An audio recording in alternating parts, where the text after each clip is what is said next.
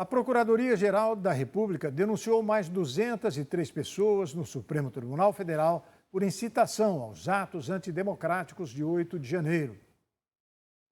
A Procuradoria-Geral da República enviou ao Supremo Tribunal Federal mais 203 denúncias contra suspeitos de incitação aos atos de 8 de janeiro, quando golpistas invadiram e depredaram edifícios públicos na Praça dos Três Poderes. Segundo a PGR, as acusações são referentes aos presos nos acampamentos montados em frente ao quartel-general do Exército, em Brasília, no dia seguinte aos atos antidemocráticos. Segundo o Ministério Público, essas denúncias concluem a análise da situação das pessoas que foram detidas por relação direta com os eventos. No total, 1.390 pessoas foram denunciadas pelos ataques, sendo 239 classificadas como executoras dos atos e 1.150 como incitadoras do vandalismo, além de uma pessoa denunciada por suposta omissão de agentes públicos. Conforme levantamento do gabinete do ministro Alexandre de Moraes, do STF, dos quase 1.400 presos no dia dos ataques, 294 permanecem detidos no sistema prisional do Distrito Federal. Na tarde de ontem, a Procuradoria-Geral da República defendeu que o Supremo Tribunal Federal rejeite a denúncia apresentada pela própria entidade contra o presidente da Câmara, Arthur Lira, por corrupção passiva. A investigação envolve a apreensão de R$106 mil em espécie com um assessor parlamentar de Lira em 2012, quando tentava embarcar no aeroporto de Congonhas, em São Paulo, com destino a Brasília. Em 2019, a primeira turma do STF decidiu transformar Lira em réu no caso. O presidente do Banco Central, Roberto Campos Neto, elogiou a proposta de nova regra fiscal para as contas públicas apresentada pelo governo Lula. Mas ele destacou que é preciso aguardar a aprovação pelo Congresso Nacional. Segundo o presidente do Banco Central, Roberto Campos Neto, não há uma relação mecânica quando se trata de assuntos fiscais e taxa de juros, e ressaltou que o importante é atuar dentro do sistema de metas de acordo com a inflação. Neto deixou claro que o Banco Central se preocupa com a regra fiscal e que atuam por meio de um sistema que está ligado em 3 pilares: câmbio flutuante, âncora monetária e âncora fiscal. Ele também afirmou que o Banco Central reconhece o esforço que o ministro da Fazenda, Fernando Haddad, tem feito em relação às medidas fiscais, pois, para ele, essas medidas ajudam a controlar as contas públicas e o endividamento. Eu acho que é reconhecer, o grande esforço, que o ministro Haddad tem feito, que o governo tem feito. Eu acho que o que que foi anunciado até agora, elimina, vamos dizer assim, o risco de cauda para aqueles que achavam que a dívida poderia ter uma trajetória mais explosiva. Eu acho que tem uma certa ansiedade ainda em relação à parte das receitas, e a gente precisa observar como vai tramitar no Congresso. Eu acho que tem uma ansiedade em relação à despesa obrigatória, e eu acho às vezes até injusto, acho que isso aí deveria ser cobrado com alguma parcimônia, porque fazendo uma análise mais profunda do passado, é bastante difícil cortar a despesa obrigatória, principalmente quando a gente pensa em cortes estruturais. E ainda ressaltou que existe uma ansiedade do governo em relação às receitas e despesas obrigatórias. Cobrar do governo um ajuste de despesa obrigatória muito grande tem que ser feito com mais parcimônia, porque a gente olha o nosso histórico e a gente não foi capaz de fazer isso, acho que na nossa história recente, é muito difícil. E mesmo os ajustes de despesa que a gente fez, grande parte deles não foi estrutural. Então, acho que ajuste de despesa obrigatória estrutural vem com reformas, é um processo mais longo. Eu acho que a gente tem que dar credibilidade, porque o governo tem feito nesse sentido. Por outro lado, Campos Neto destacou que não pode ser conferida uma relação direta entre política fiscal e a taxa de juros, sinalizando que não é automática a relação entre a proposta da nova regra fiscal e a perspectiva de redução da Selic, que hoje está em 13,75%, já na próxima reunião do Comitê de Política Monetária, prevista para o começo de maio. O ministro da Fazenda, Fernando Haddad, já sinalizou que enviará nos próximos dias ao Congresso um pacote de medidas que pretende impulsionar as receitas sem elevação da carga tributária.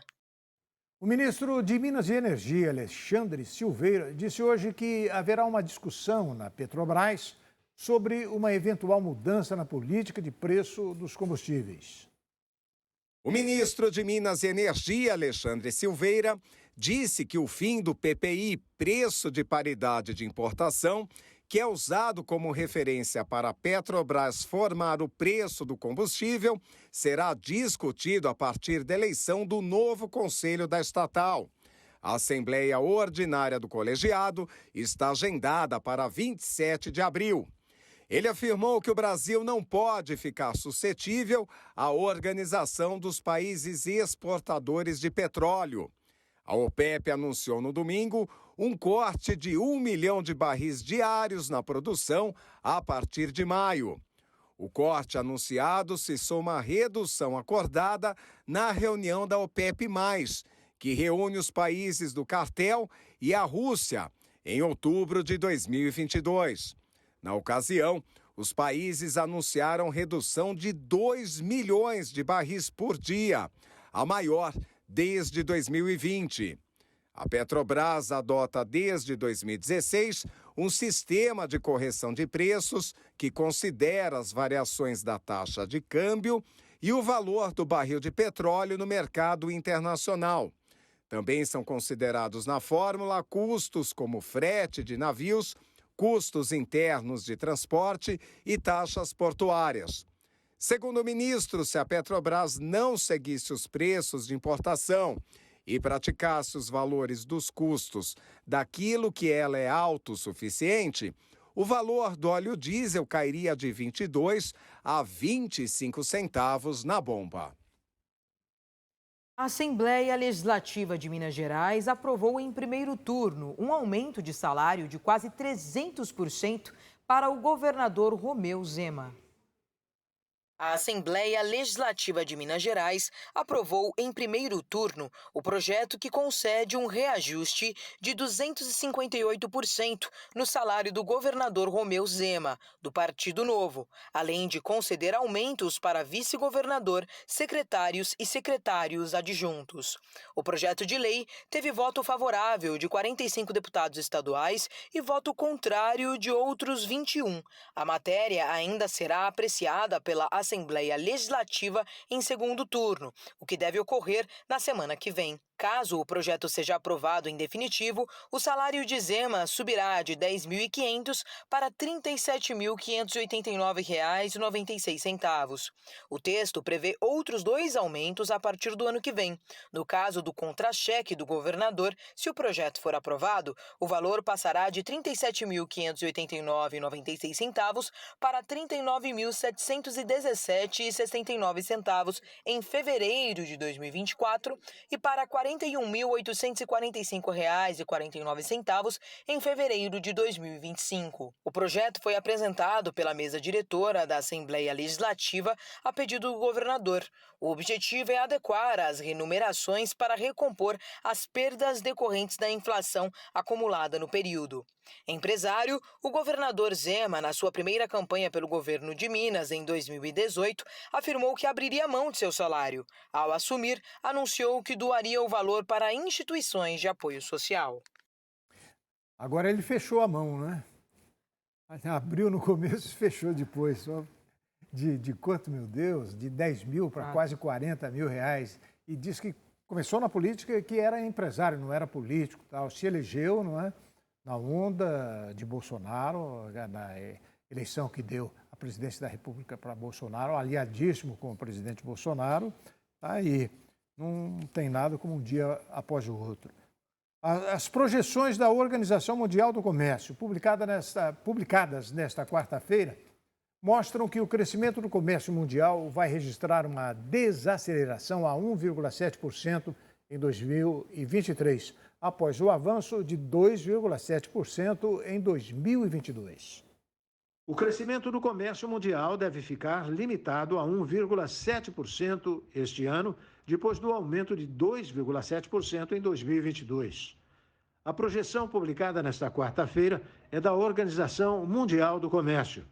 A OMC explicou que a desaceleração é afetada por tensões geopolíticas, insegurança alimentar, potencial instabilidade financeira, decorrente do endurecimento da política monetária e aumento dos níveis de endividamento.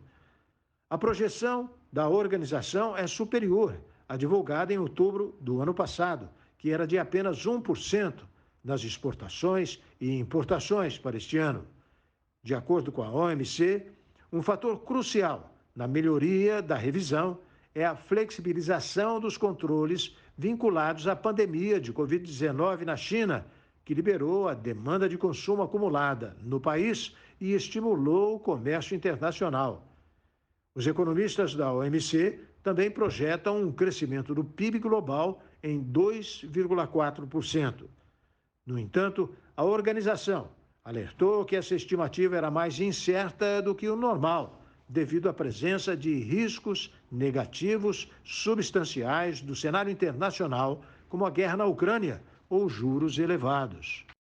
Em instantes, recuperação de computadores promove inclusão digital. Ministério da Cultura lança maior edital literário para escritoras. O RB Notícias volta daqui a pouquinho com essas e outras informações. Até já.